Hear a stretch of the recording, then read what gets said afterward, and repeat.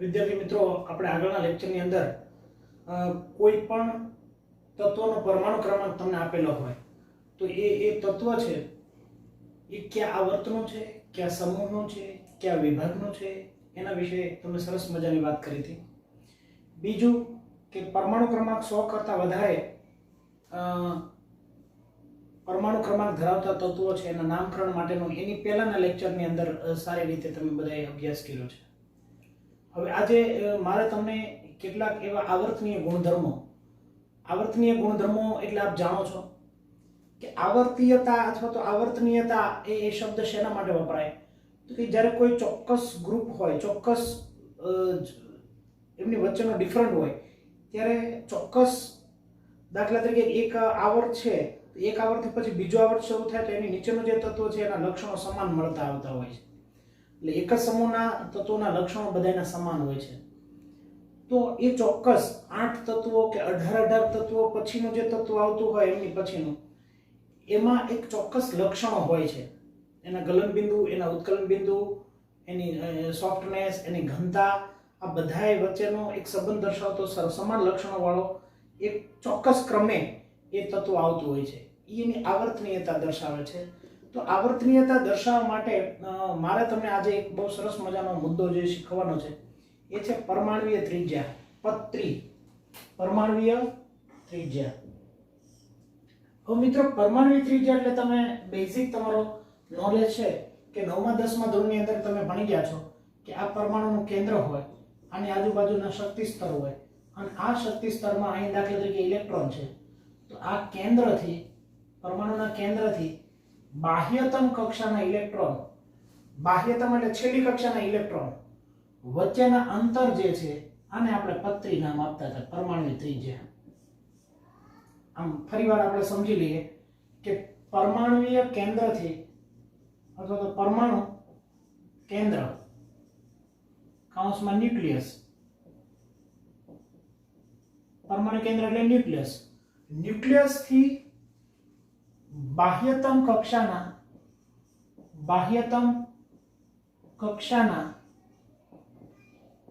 Electron, બાહ્યતમ કક્ષાના electron સુધીના અંતરને પત્રી આપણે શબ્દ વાપરતા હતા. પરંતુ મિત્રો, આ વ્યાખ્યા છે 9, 10th ની થઈ. 9મા 10મા ધોરણની અંદર તમે આવી રીતે વ્યાખ્યા આપો તો ચાલે કે પરમાણુના કેન્દ્રથી બાહ્યતમ કક્ષા અથવા સંયોજકતા કક્ષા અથવા તો છેલ્લી કક્ષા વેલેન્સી ઇલેક્ટ્રોન એમની વચ્ચેનો આ જે અંતર છે એને પત્રી કહેતા હતા, પરમાણુનું ત્રિજ્યા કહેતા હતા આપણે. પરંતુ હવે આપ જાણો છો કે આ પરમાણુના આ જે ઇલેક્ટ્રોન છે એને કણ તરીકે નહીં, પરંતુ આપણે એને વેવ્સ એટલે કે તરંગ તરીકે પણ સ્વીકારેલો છે બીજા ચેપ્ટરની અંદર. અને આ તરંગ છે એટલે એક પ્રકારનો વેવ્સ, એટલે આવી રીતના વેવ્સ હોય. હવે વેવ્સ હોય તો આ અંતર માપવું કે આ અંતર માપવું કે આ અંતર માપવું એ અઘરું થાય છે. એટલા માટે હવે આ પરમાણુય ત્રિજ્યા છે એને માપવા માટે અલગ અલગ રજૂઆતો થઈ છે.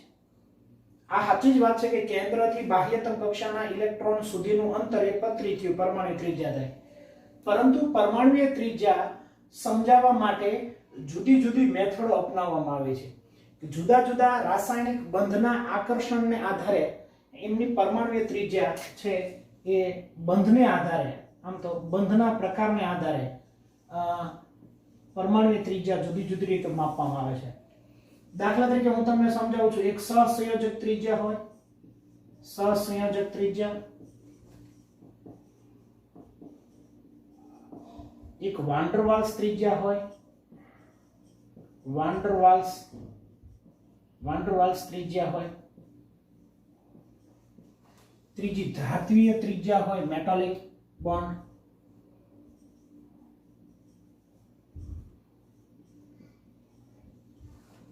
ધાત્વીય ત્રિજ્યા હોય, મેટાલિક બોન્ડ હોય, સહસંયોજક ત્રિજ્યા હોય, વાન ડર વાલ્સ ત્રિજ્યા હોય, ધાત્વીય ત્રિજ્યા હોય, આયોનિક ત્રિજ્યા હોય, આયોનિક ત્રિજ્યા હોય. આમ જુદા જુદા પ્રકારના બંધ બને એને આધારે એનું બંધના પ્રકારનું વર્ગીકરણ કરવામાં આવ્યું છે. ફરીવાર બંધના પ્રકાર સહસંયોજક બંધ હોય તો એ સહસંયોજક બંધથી જે અણુ જોડાયેલો હોય તેમાં જે ત્રિજ્યાને સહસંયોજક ત્રિજ્યા કહેશું. જેમની અંદર આકર્ષણ બળો માત્ર લાગતા હોય પરંતુ કોઈ પણ પ્રકારનો રાસાયણિક બંધ ન બનતો હોય તો એમાં વાન ડર વાલ્સ ત્રિજ્યા હોઈ શકે. ધાતુ હોય તો ધાતુની વચ્ચે ધાત્વિક બંધ હોય તો એમાં ધાત્વીય ત્રિજ્યા હોય. એક ધન આયન હોય, એક ઋણ આયન હોય. જ્યારે આયન બનતો હોય ત્યારે એમની અંદર આયોનિક ત્રિજ્યા આવતી હોય. તો આમ જુદી જુદી 4 રીતે એની ત્રિજ્યા છે એનું વર્ગીકરણ આપણે કરી શકીએ છીએ. આ વેવ્સને કારણે આની બાઉન્ડ્રી કઈ નક્કી ન હોય એટલે એને આધારે આ જુદા જુદા બંધને આધારે આપણે એનું વર્ગીકરણ કરી શકીએ. મારે તમને પહેલા શીખવવું છે સહસંયોજક ત્રિજ્યા. સહસંયોજક ત્રિજ્યા એ કઈ રીતે તમે એને પ્રેઝન્ટ કરી શકો છો એ બરાબર આપણે ધ્યાનથી સમજવાનું છે. હવે મિત્રો ધારો કે કોઈ પરમાણુ છે, દાખલા તરીકે H2 છે, તો H2 છે તો અહીંયા હાઇડ્રોજનનો પરમાણુ બે એક એક ઇલેક્ટ્રોનની ભાગીદારી કરે. અહીંયા ઇલેક્ટ્રોનની ભાગીદારી થઈ અને આપ જાણો છો ઇલેક્ટ્રોનની ભાગીદારી દ્વારા જે બંધ બને એ બંધને આપણે નામ આપીએ છીએ સહસંયોજક બંધ. સહસંયોજક. તો આ ઇલેક્ટ્રોનની જ્યારે ભાગીદારી થઈ, એકબીજાનું ઓવરલેપિંગ થાય, બેનું મિશ્રણ થાય ત્યારે બંધ બને એને આપણે સહસંયોજક બંધ કહીએ. ઇલેક્ટ્રોનની ભાગીદારી દ્વારા જે બંધ બને એને આપણે સહસંયોજક બંધ નામ આપીએ છીએ. તો હાઇડ્રોજનના પરમાણુ, દાખલા તરીકે ક્લોરીન છે, આ ક્લોરીનનો પરમાણુ, આ ક્લોરીનનો પરમાણુ, આ ક્લોરીનના પરમાણુ ઇલેક્ટ્રોનનું ઓવરલેપિંગ કરે અને બે જોડાય. હવે દાખલા તરીકે આ બેનું ઓવરલેપિંગ થાય અને જોડાય ત્યારે એક એક આપણે આમ તો ત્રિજ્યા જોતા જઈએ છીએ. અત્યારે હું તમને સમજાવું છું સહસંયોજક ત્રિજ્યા. દાખલા તરીકે બે પરમાણુઓ છે A અને A, આનું ઓવરલેપિંગ થયું છે, ભાગીદારી કરી છે. તો ખરેખર આનું કેન્દ્ર અને આનું કેન્દ્ર, આ બેના વચ્ચેનું અંતર એને હું DAA વડે દર્શાવીશ. ડિસ્ટન્સ, બેની વચ્ચેનું અંતર, બેની વચ્ચેનું અંતર DAA છે. આ બંને વચ્ચેનું અંતર જે DAA છે, આની તમારે ત્રિજ્યા માપવી હોય ને તો સરકારશ્રીએ એવું કીધું કે બેના કેન્દ્રો વચ્ચેનું અંતર એને ભાગ્યા 2. અને આ તમને મળી ગયું સહસંયોજક ત્રિજ્યા. સહસંયોજક ત્રિજ્યા. મિત્રો પ્રાયોગિક રીતે આવું સાબિત થયું છે કે આ ક્લોરીનનું કેન્દ્ર અને ક્લોરીનનું આ બીજા ક્લોરીનનું કેન્દ્ર, બેની વચ્ચેનું અંતર એને આપણે નામ આપશું DClCl. DClCl divided by 2. એટલે આનું છે ને આખાનો બેનો ડિસ્ટન્સ છે 198 મળ્યું. 198 ડિવાઇડેડ બાય 2 એટલે 99 pm મળ્યું છે. ક્લોરીન પરમાણુની સહસંયોજક ત્રિજ્યા, ક્લોરીન પરમાણુ વચ્ચે કયો બંધ બન્યો? પહેલા ઇલેક્ટ્રોનની ભાગીદારી દ્વારા બંધ બન્યો એટલે સહસંયોજક બંધ બન્યો.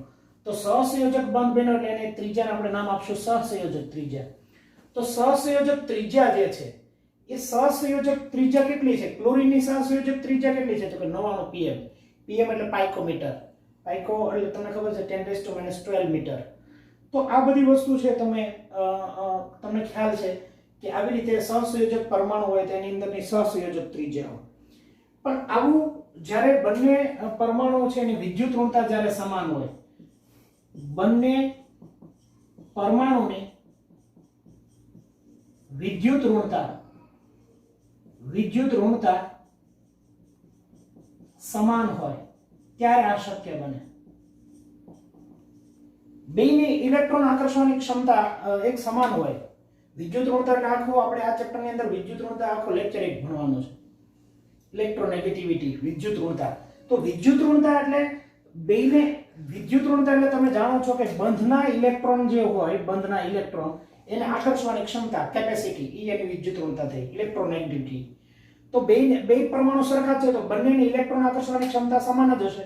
સમાન હોય ત્યારે તમારે કશું જ નહીં કરવાનું, બેના કેન્દ્રો વચ્ચેનું અંતર માપવાનું, એનું સરેરાશ મૂલ્ય લેવાનું. અડધું એટલે સરેરાશ મૂલ્ય થી, બેનો સરવાળો એને ભાગ્યા 2. તો બેનું સરેરાશ અંતર લો અને એને ભાગ્યા 2 કરો. ટૂંકમાં બેનું અંતર લો અને એને ભાગ્યા 2 કરો તો બંનેના સરેરાશ અંતર જે છે એ તમને પરમાણુની ત્રિજ્યા એટલે અથવા તો સહસંયોજક ત્રિજ્યા તમને બતાવે છે. હવે જો બરાબર યાદ રાખજો મિત્રો, જો બંનેની ઇલેક્ટ્રોનેગેટિવિટી એટલે વિદ્યુત ઋણતા જુદી જુદી હોય, જો બે પરમાણુની વિદ્યુત ઋણતા જુદી જુદી હોય, દાખલા તરીકે એક પરમાણુ, દાખલા તરીકે હું તમને સમજાવું છું HCl, H અને Cl, તો અમે બે ભાગીદારી કરી છે, પરંતુ હાઇડ્રોજન કરતા ક્લોરીનની ઇલેક્ટ્રોન આકર્ષવાની ક્ષમતા વધારે છે. ઇલેક્ટ્રોન આકર્ષવાની ક્ષમતા વધારે છે એનો અર્થ એવો થયો કે આના કરતા આની ઇલેક્ટ્રોનેગેટિવિટી, આની કરતા આની વિદ્યુત ઋણતા છે એ ખૂબ વધારે છે. અને જ્યારે વિદ્યુત ઋણતામાં જ્યારે તફાવત જોવા મળે ત્યારે ખરેખર વિદ્યુત ઋણતા છે અલગ અલગ હોય ત્યારે એને તમે કઈ રીતે માપી શકો? તો એના માટેનો એક નિયમ યાદ રાખવાનો છે કે વિદ્યુત ઋણતા જ્યારે જુદી જુદી હોય ત્યારે એને માપવા માટે જો આની વિદ્યુત ઋણતા કેટલી થાય ખબર છે? આ DA એટલે ખરેખર આ બે વચ્ચેનું અંતર કેટલું થયું? R of A વત્તા R of B. સોરી, આમ તો AB લખીએ ધારો કે દાખલા તરીકે તો RA, A ની ત્રિજ્યા અને B ની ત્રિજ્યા R of B, બે ના સરવાળા જેટલું થાય ખરેખર તો. પરંતુ અહીંયા હું દાખલા તરીકે આને AB અણુ કહું છું, વિદ્યુત ઋણતા બેને અલગ અલગ છે, તો આનું તમારે ગણવું હોય તો આનું ગણવા માટે RA વત્તા RB minus 0.9 sin A minus sin B. તો કે સાહેબ આ ન સમજાણો કે આ કઈ રીતે આની પરમાણુ ત્રિજ્યા છે એ ટોટલ ગણી શકાય. આ બંનેની પરમાણુ ત્રિજ્યા ગણવા માટે તમારે કશું જ યાદ નથી રાખવાનું કે આને કોવેલેન્ટ રેડિયસ એટલે પરમાણુ ત્રિજ્યા કોવેલેન્ટ રેડિયસ ગણવી તો બેનો RA વત્તા RB બેને પરમાણુ ત્રિજ્યાના સરવાળા જેટલો થાય RC.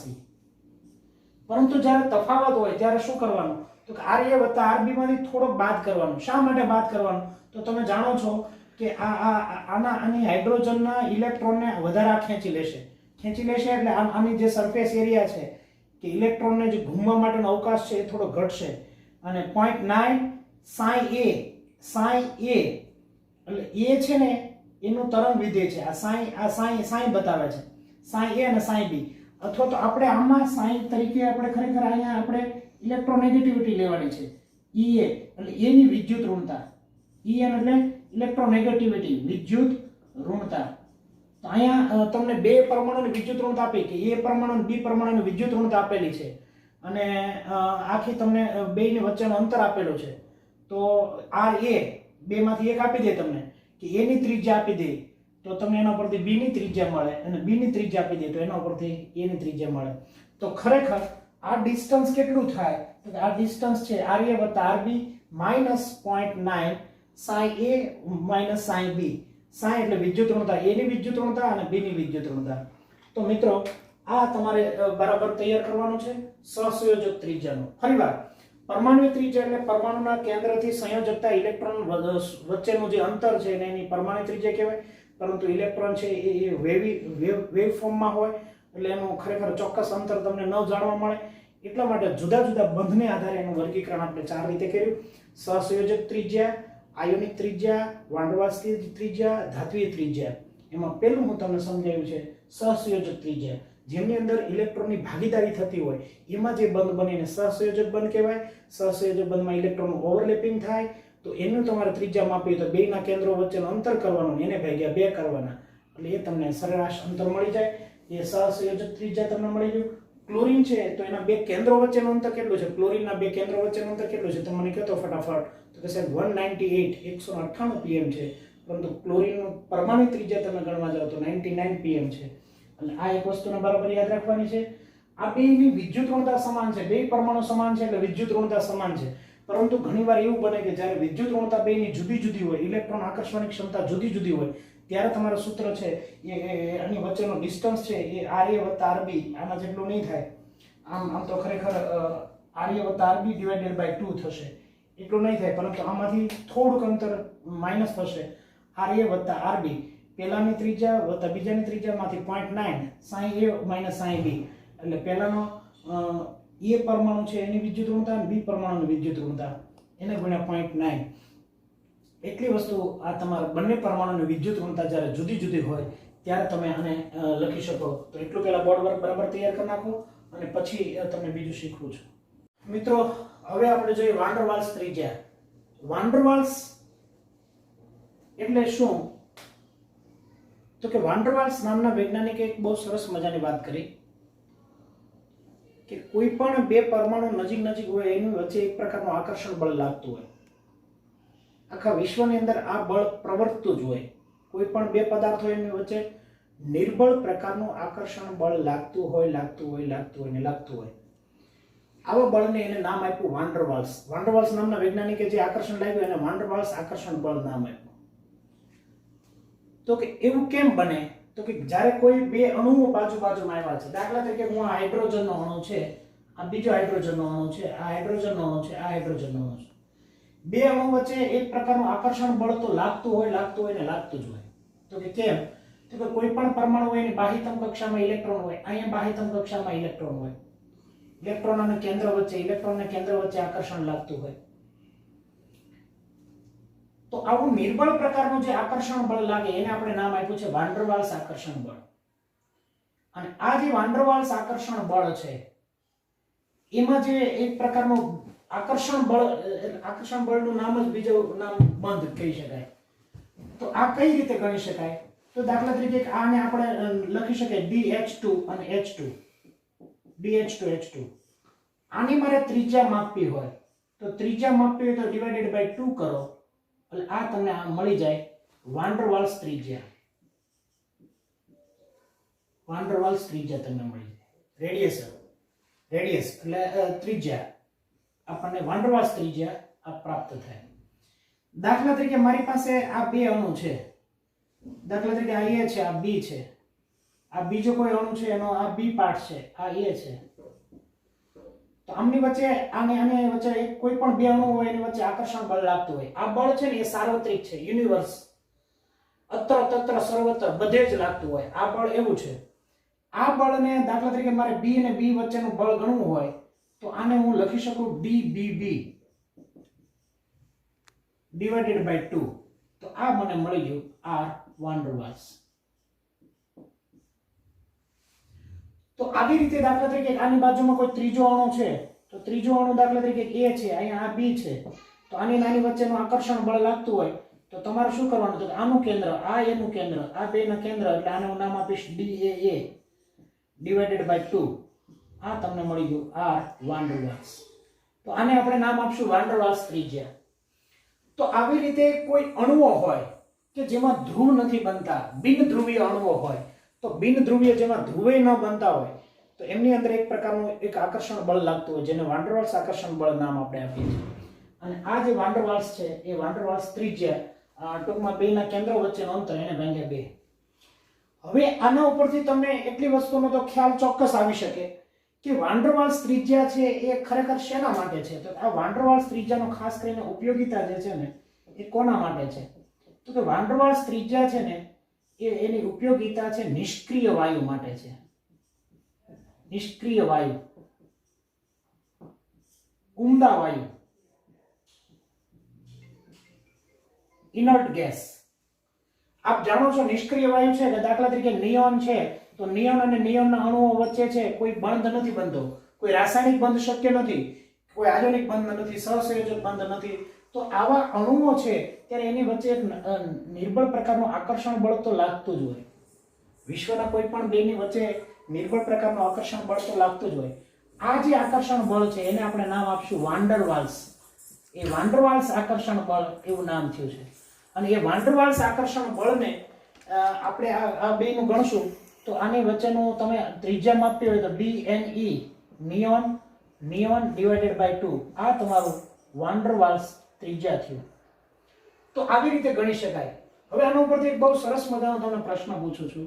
એ પ્રશ્ન છે કે તમારે જ્યારે કોઈ પણ તમને બે ત્રિજ્યાઓ આપેલી હોય, દાખલા તરીકે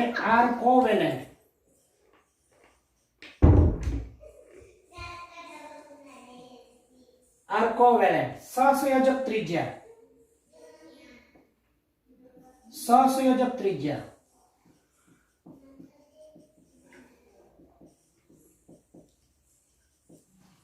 અને ખાલી જગ્યા લખું છું અને R અહીંયા લખું છું વાન્ડરવાલ્સ ત્રિજ્યા.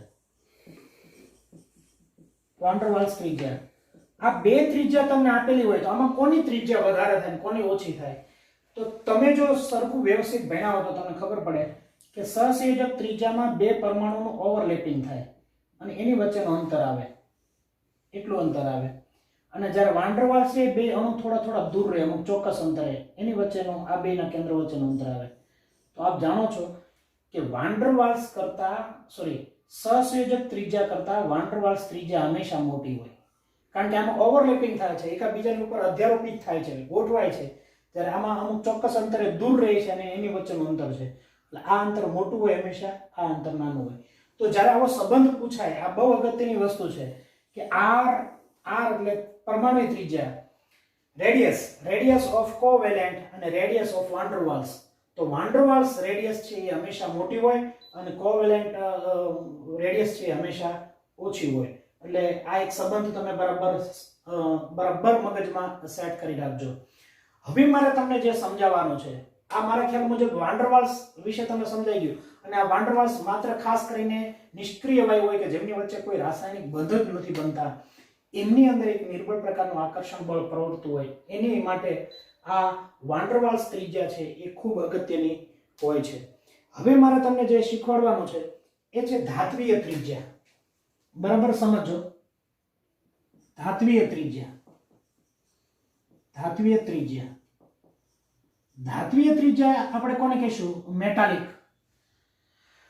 તો કોઈ પણ ધાતુ હોય મિત્રો, આ ધાતુ છે એમની વચ્ચે આખો ધાત્વિક બંધ આપણે ભણશું. અત્યારે હું તમને ખાલી માત્ર એટલી વાત જ કરી દઉં છું કે દાખલા તરીકે આ કોપર ધાતુ છે, ચાલો આ Cu, બધા કોપરના પરમાણુઓ છે, આ Cu ના પરમાણુ છે, Cu ના પરમાણુ છે, બધા Cu ટાટા Cu આ બધા કોપરના પરમાણુ છે. તો જ્યારે ધાતુઓ હોય તો ધાતુઓ અને ધાતુઓ વચ્ચે કેવી રીતે બંધ હોય? તો કે આ કોપરનો પરમાણુ છે, આ કોપરનો છે, એમાં 29 પ્રોટોન છે, 12 અહીંયા 29 ઇલેક્ટ્રોન હોય, આના ઇલેક્ટ્રોન હોય, અહીંયા 29 પ્રોટોન હોય.